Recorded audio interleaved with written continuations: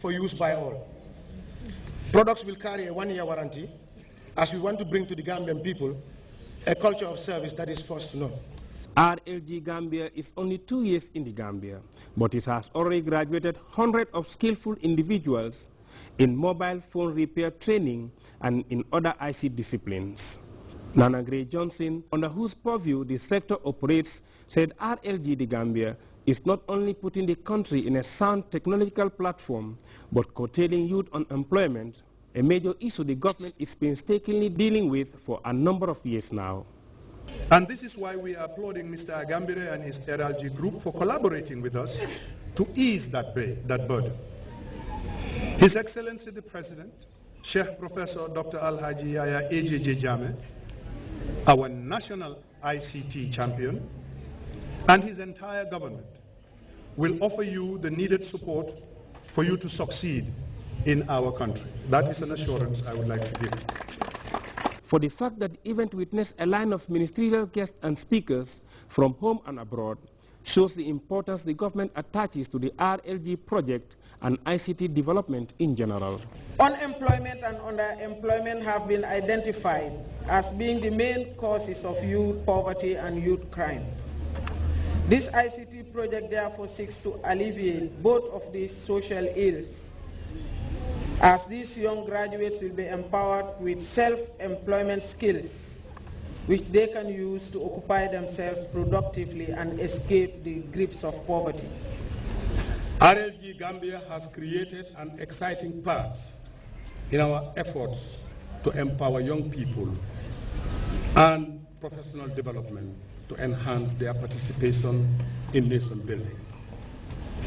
RLG has also created and has manifested the potentials for employment generation, which would create so much interest in the part of young people, officials, the general public at large. And Africa is the largest mobile phone users today in the world. And that represents huge opportunity for business to strive. But who should come and take the profit away from Africa? It should be the Africans who should take the profit and build Africa. That is why we didn't come to Gambia to just look at Gambia and just find ourselves anywhere. I dare to say that we in the developing nations need ICT to facilitate our growth agenda even more than others. In all spheres of life, ICT has proven to be a vehicle for attaining greater efficiency. The over $7 million investment summarizes the story of a project officials say is here to stay. RLG is committed to its ideology that technology should not be left for the Western world, and first world economies, and that Africans can't thrive unless they begin to consume what they produce. Louis Mendy, Grts. It is not a day designated for the monthly cleansing exercise, but the scores of volunteers in the North Bank region who converge on Barra to give that region's entry point a facelift say they are just doing it in anticipation of the visit of one man they say transformed the region's fortunes. Ibrahim Balde is currently on the other side of the river and he brings us the latest from Barra. The town of Barra is warming up for the highly anticipated President Jammeh's dialogue with the People's Store on Monday. The elders of this fabled region, the youth and several volunteers descended around the ferry terminal to clean the area on Saturday morning. It is a tradition which the community wants to maintain, and this year's President's dialogue with the People's Store is flooded with a series of activities that form part of the welcoming festivities.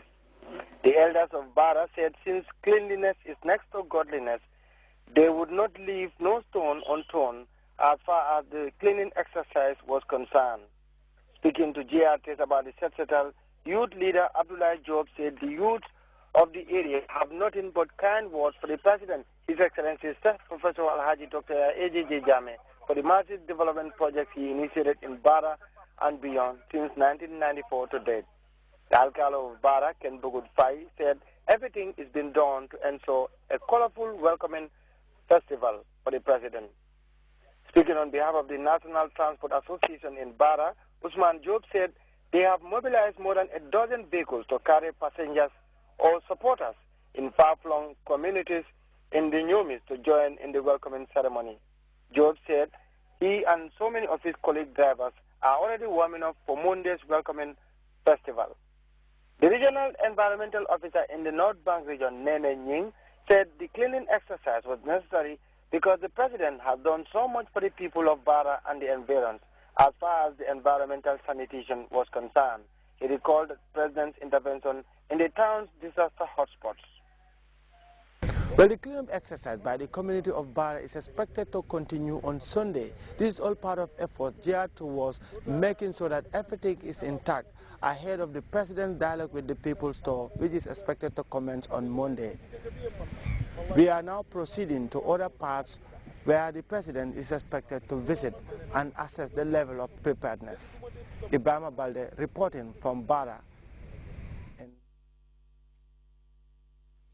Experts from across the region are meeting in Banjul to discuss issues revolving around regional cooperation in technical and vocational education and training for sustainable development in Africa.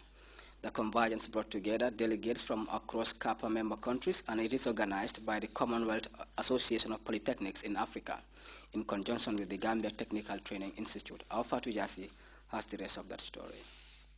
And its advancement was the main agenda of a two-day forum which brought together participants from across member countries. The challenges facing education in general and technical vocational educational training in particular need redressing to keep apace with the changing needs of the economy and the labor market with regards to competencies and skills. The Deputy Speaker of the National Assembly, Fatou Mbaye, said appropriate technologies, technicians, craftsmen, as well as skills artisans are required to turn the economy of African countries. The Commonwealth Association of Polytechnics in Africa, CAPA, should be commended for organizing this committee. And the same goes to the local organizing committee for choosing the theme Regional Cooperation in Tibet for Sustainable Development in Africa, and making Tibet as one of their priority areas, as this will leverage the socio-economic transformation of the region. We must ensure that the institutions present here, and indeed their countries and governments, are encouraged to exchange experiences and ideas that will contribute to the advancement of Tibet in Africa, not only during conferences. Deputy Speaker Mbaye expressed gratitude to the professional manner upon which deliberations were made and called for CAPA Secretariat to make follow-ups and to ensure that there is a mechanism that ensures the exchange and transfer of knowledge amongst various Tibet institutions to improve regional cooperation. The acting chairman, CAPA Pascal Chiwi, in his closing remarks, challenged participants to implement the resolutions. No matter how limited that effort is, we think it will go a long way in moving the process forward. Secondly, as we have already been reminded, what can our institutions do within their operational mandate? There are things really that do not need to wait for policies. Things that, and I address institutional heads here, things that we at the level of institutions can do. The CAPA chairman also underlined the need for CAPA to play a prominent role in facilitating implementation process, one of which is the issue of advocacy in member countries. For GRTS News, I am Fatou Jassi. That story by Fatou Jassi there takes us to our first break. We'll be back with news from beyond our borders. People, come choose from our range of phones and computers and enjoy delightful after-sale service and the confidence of warranties that will keep your devices good as new. Visit ROG at 62 Caraba Avenue, Circular KSMD, opposite the Pipeline Mass, or check out roggambia.com for more information. RLG, proudly yours. Welcome back. Former South African President Nelson Mandela is back in hospital with a recurring lung infection. A government